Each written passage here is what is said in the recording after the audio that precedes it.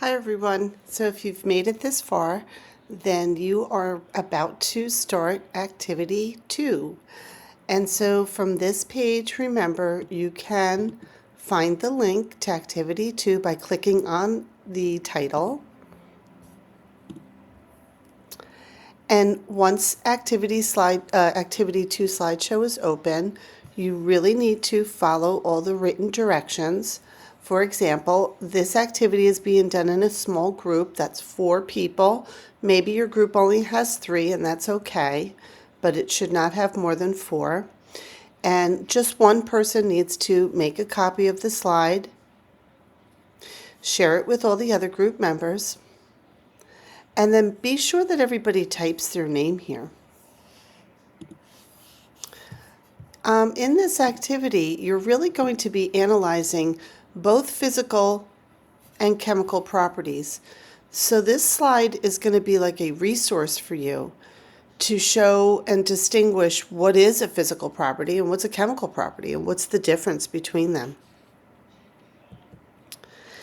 And in the top, highlighted with a green background, you're going to find the directions that you need to complete for each of these slides. And remember, you're working as a group of 4. So each person in the group should be doing these instructions, not just one person watching other people watching one. You will need to segue away from this slideshow and use at least one of these resources. They're all the periodic table, but each one is, presented a little bit different. I'm going to share with you my favorite one. All right, so at first glance, of course, what you're seeing is just a regular periodic table. But if I needed to know more information, let's say about lithium, I would simply put my mouse on lithium and click on it. And here you'll see all the physical and chemical properties. For example, the melting point and the boiling point. If I need to know more information about lithium, I'll click right there and look at this. Under titles and summaries, you'll see again more physical and chemical properties. There are 2 other websites here, and I'm just going to quickly show you what they look like at first glance. This is one that I often bring up in class, ptable.com. And again, if you need to know something more about a particular element, you click on it and then read.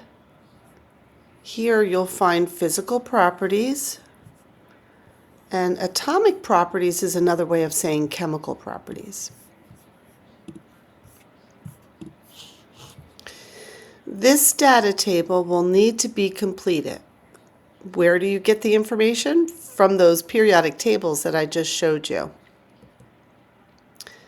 This is another data table that needs to be completed.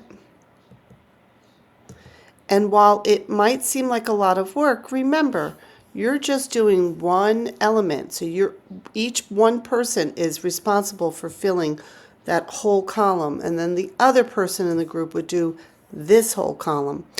If there's only 3 people in your group, then only 3 columns need to be done, 3 elements. This page is just for you to identify the same elements that you picked previously. And you're going to want to write a full written response here on this slide. And another full written response. So this is the second of the questions. And another response.